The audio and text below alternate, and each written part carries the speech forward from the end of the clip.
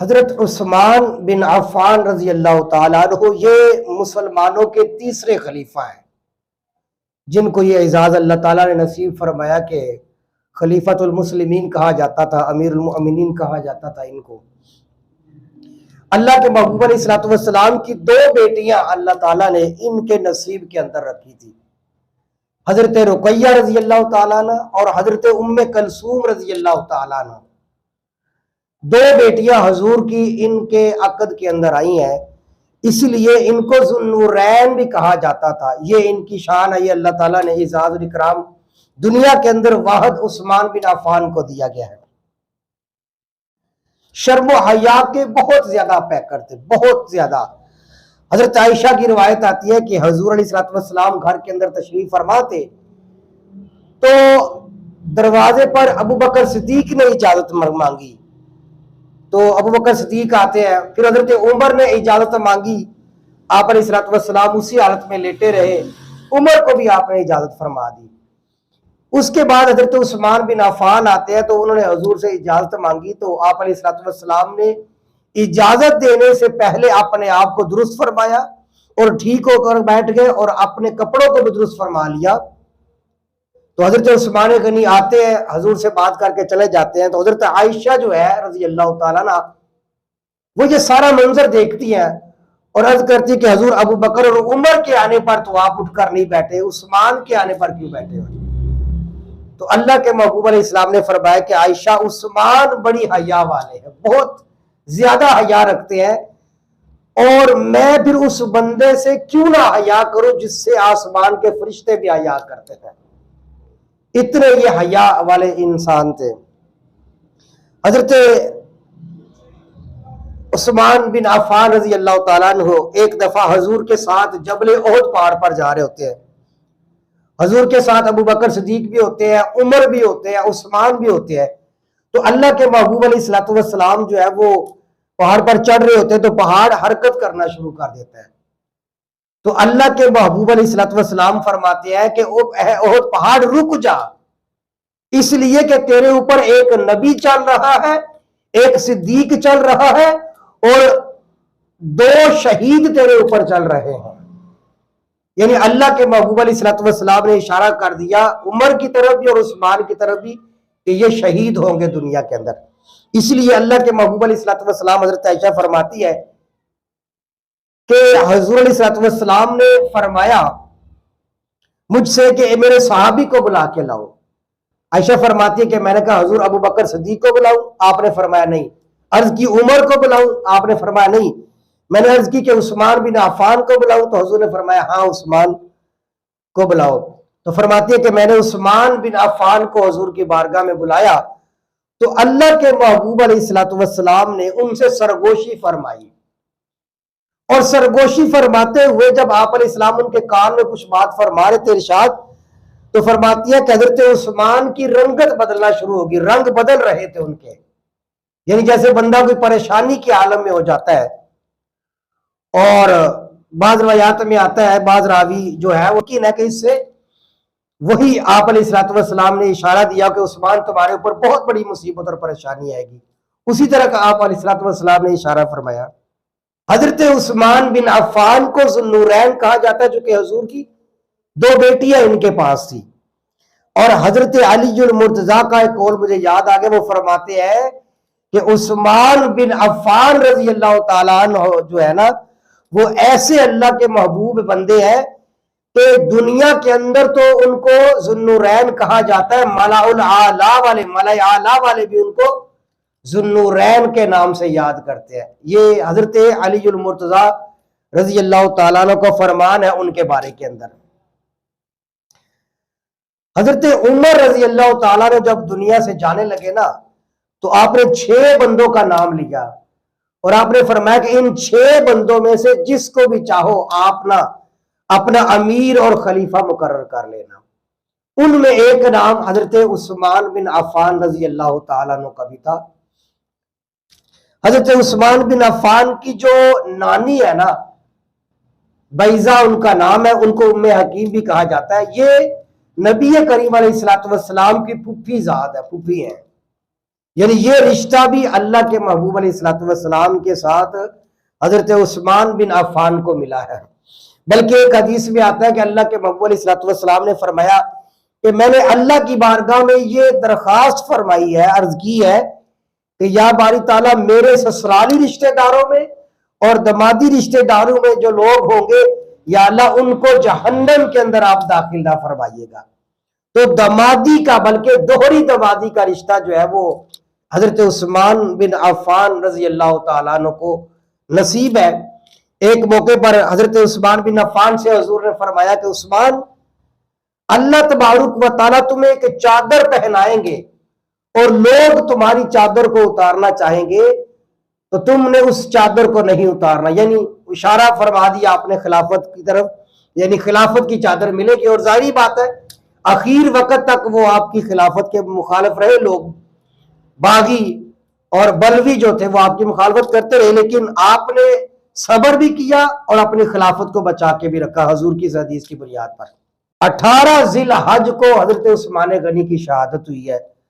آپ اندازہ لگا لیں کہ جو اتنے بہترین انسان، اتنے حسن و جمال کے پیکر، دراز قد ہے اور بہت خوبصورت آنکھوں کے مالک، اور حضرت واقعی فرماتے ہیں کہ آپ کا سینہ بھی بڑا کشادہ تھا، آپ کی داڑھی بڑی گھنی تھی، اس قدر خوبصورت حسن و جمال والے کہ بلکہ ایک روایت مجھے یاد آتی ہے کہ حضور نے کسی آدمی کو بھیجا حضرت عثمان کے پاس، تو وہ اس نے آنے کے اندر دیر لگا دی، تو حضور علیہ الصلوۃ والسلام نے فرمایا کہ تمہاری دیر کس وجہ سے ہوئی ہے، کہیں تم حضرت عثمان اور رقیہ کا حسن و جمال تو نہیں دیکھتے رہے؟ یعنی اس قدر حضرت عثمان بن عفان خوبصورتی کے مالک تھے جو اللہ تعالیٰ نے ان کو حسن و جمال عطا فرمایا تھا۔ پھر دنیاوی اعتبار سے اللہ نے بڑی ان کو مال و دولت نعمتوں سے مالا مال فرمایا۔ اندازہ لگا لیں کہ غزوہ تبوک، جیش العسرہ جس کو کہا جاتا ہے، غزوہ تبوک کے موقع پر حضرت قتادہ فرماتے ہیں رضی اللہ تعالیٰ عنہ کہ حضرت عثمان غنی نے 1000 اونٹ اور 70 گھوڑے حضور کی بارگاہ میں پیش کیے میدان جہاد کے لیے، جیش العسرہ کے لیے، تنگی کا لشکر تھا، حضور نے اعلان فرمایا تھا۔ اور دینار بھی اللہ کے محبوب علیہ الصلوۃ والسلام کی گود میں لا کر ڈال دیے کہ حضور ان کے دیناروں میں ہاتھ بھی پھیرتے جا رہے تھے، اور آپ فرما رہے تھے کہ آج کے بعد اگر عثمان کوئی بھی عمل نہیں کرے گا تب بھی عثمان جنت میں جائے گا۔ لہذا 18 ذی الحج، چونکہ ذی الحج کا مہینہ تھا، صحابہ کرام کثیر تعداد میں مدینہ سے مکہ مکرمہ کی طرف گئے تاکہ حج اور عمرے کی ادائیگی وغیرہ کر لیں۔ تو اس موقع کو غنیمت سمجھتے ہوئے بلوائیوں نے حضرت عثمان بن عفان کے گھر کا محاصرہ فرما لیا، اور جب عثمان بن عفان کے گھر کا محاصرہ کیا نا تو روایات میں کئی اقوام ملتے، ایک اور یہ کہ 49 دن تک، یعنی ایک کم 50 دن جو ہے حضرت عثمان غنی کے گھر کا محاصرہ کیا گیا، اور ان پر جو ہے نا مدینے کا میٹھے پانی کا چشمے سے جو پانی آتا تھا وہ بھی بند کر دیا گیا، مسجد نبوی میں نماز پڑھنے سے روک دیا گیا، چاروں طرف سے ان کے گھر کا محاصرہ کر لیا۔ تو حضرت عثمان غنی نے اس موقع پر پھر بالا خانے میں کھڑے ہو کر آپ نے ارشاد فرمایا کہ لوگوں مجھے یہ بتاؤ کہ جب حضور مدینہ تشریف لائے تھے ہجرت کے وقت تو مسلمانوں کے پاس میٹھے پانی کا چشمہ تک نہیں تھا، تو اللہ کے محبوب علیہ الصلوۃ والسلام نے فرمایا تھا کہ کون ہے جو مسلمانوں کے لیے مدینے سے میٹھے پانی کا چشمہ خرید کر مسلمانوں کے لیے وقف کر دے گا؟ تو میں نے یہودی کے پاس جا کر کہا تھا کہ جس کے پاس بیر روما کا کنواں تھا، تو میں نے اس سے کہا تھا کہ اس کنویں کی قیمت لے لو اور مجھے دے دو۔ اس نے کہا تھا کہ میں پوری قیمت لوں گا لیکن کنواں آدھا دوں گا۔ حضرت عثمان نے فرمایا کہ کتنی قیمت لو گے؟ تو اس نے کہا جی 12,000 درہم۔ حضرت عثمان غنی نے 12,000 درہم ان کو عطا کر دیے، اور 12,000 درہم عطا کرنے کے بعد حضرت عثمان غنی نے مسلمانوں کے لیے پانی وقف کر دیا، اور یہودی نے کہا کہ چونکہ آدھا کنواں میرا ہے اور آدھا کنواں آپ کا ہے، لہٰذا ایک دن باری پانی دینے کی میری ہوگی، ایک دن پانی دینے کی باری آپ کی ہوگی۔ حضرت عثمان غنی نے فرمایا کہ ٹھیک ہے۔ تو حضرت عثمان غنی کے جس دن باری ہوتی تھی اس دن حضرت عثمان غنی مسلمانوں کے لیے پانی اتنا عام کر دیتے تھے کہ دوسرے دن یہودی کی جب باری آتی تھی تو کوئی بندہ پانی لینے کے لیے نہیں آتا تھا. تو اس یہودی نے کہا کہ بھئی میرا کام تو خراب ہو گیا، آپ باقی کنواں بھی آدھا خرید لیں. تو حضرت عثمان غنی رضی اللہ تعالی عنہ نے پھر باقی کنواں بھی، حضرت عثمان فرماتے ہیں کہ میں نے ذاتی مال سے باقی آدھا کنواں بھی 8,000 درہم کے اندر خرید کر پھر وہ پورا کا پورا کنواں مسلمانوں کے لیے وقف کر دیا تھا.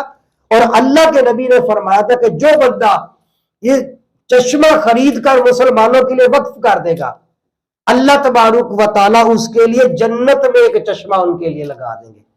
تو میں قسم دے کر پوچھتا ہوں تم لوگوں سے کہ بتاؤ کہ وہ چشمہ کس بندے نے خرید کر دیا تھا؟ سب نے کہا جی ہم اس بات میں تصدیق کرتے ہیں کہ آپ نے وہ پانی کا چشمہ لے کر مسلمانوں کے لیے وقف کیا تھا. پھر آپ نے فرمایا کہ لوگوں بتاؤ، جب حضور نے مسجد نبوی کے لیے جگہ کی تنگی ہوئی تو آپ نے فرمایا تھا کہ کون ہے جو مسجد نبوی کی جگہ کی توسیع کرنے کے لیے آگے بڑھے گا؟ تو میں سب سے پہلے کھڑے ہو کر میں نے کہا تھا کہ حضور میں مسجد نبوی کے لیے جگہ لے کر دیتا ہوں. تو بتاؤ پھر کس شخص نے مسجد نبوی کے لیے جگہ لے کر دی تھی؟ سب نے کہا کہ عثمان، وہ جگہ بھی آپ نے لے کر دی ہے. پھر آپ نے فرمایا کہ اللہ کے بندو، اس قدر مجھ پر ظلم کرتے ہو کہ جس کنویں کا پانی میں نے وقف کر کے سارے مسلمانوں کے لیے کر دیا تھا وقف،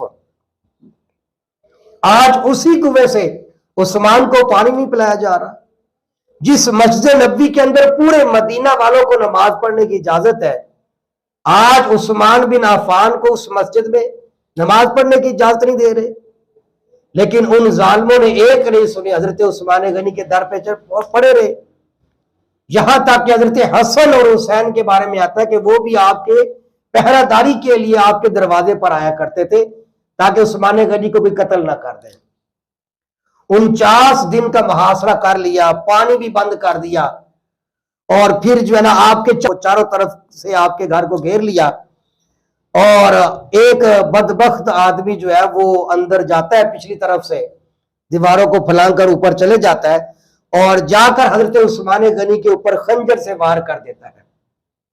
حضرت نائلہ جو حضرت عثمان کی بیوی ہے وہ روکنے کی کوشش کرتی ہے، ان کا ہاتھ بھی بیچ میں شل ہو جاتا ہے اور وہ خنجر کا وار ہوتا ہے. تو حضرت عثمان غنی رضی اللہ تعالی عنہ جو ہے وہ اسی خنجر کے وار سے جب وہ شہید ہو جاتے ہیں، اور اس وقت جب حضرت عثمان بن عفان شہید ہوتے ہیں نا، اور آپ کے سر سے جو خون مبارک ٹپک رہا ہوتا ہے، وہ نیچے قرآن مقدس پڑا ہوتا ہے، اور حضرت عثمان غنی اس وقت بھی قرآن کی تلاوت فرما رہے تھے، اور آپ یہ آیت مبارکہ تلاوت فرما رہے تھے، فَسَيَكْفِيكَهُمُ اللَّهُ وَهُوَ السَّمِيعُ الْعَلِيمُ. یہ آیت مبارکہ تلاوت کر رہے تھے اور اسی آیت کے اوپر حضرت عثمان غنی کے خون کے قطرے بھی ٹپک رہے تھے.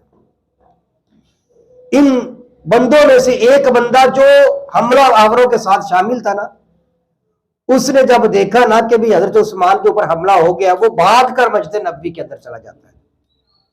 وہ کہتا ہے کہ میں نے جا کر دیکھا کہ ایک بندہ سیاہ رنگ کا امامہ باندھ کر بیٹھا ہوا ہے اور مجھ سے پوچھتا ہے بھی تم لوگوں نے کیا معاملہ طے کر دیا، پیچھے کیا بنایا تم لوگوں نے؟ تو وہ کہتا ہے جی ہم جو ہمارے لوگ آئے ہوئے تھے، امید ہے کہ وہ مقصد میں کامیاب ہو گئے ہوں گے. تو وہ سیاہ امامے والا بندہ کہتا ہے کہ تم سارے کے سارے ہلاک ہو جاؤ. کہتے کہ میں نے غور سے دیکھا نا کہ وہ بندہ کون ہے، تو وہ حضرت علی المرتضیٰ رضی اللہ تعالیٰ عنہ تھے. تو 49 دن تک آپ کے گھر کا محاصرہ کیا گیا، پانی بھی آپ پر بند کر دیا گیا. اس کے بعد جب آپ کی میت کو اٹھانے کا وقت آیا تو یہ بلوائیوں نے، باغیوں نے آپ کی میت تک کو بھی اٹھانے کی اجازت نہیں دے رہے تھے، یہاں تک کہ ساری رات آپ کی میت وہی گھر میں پڑی رہی.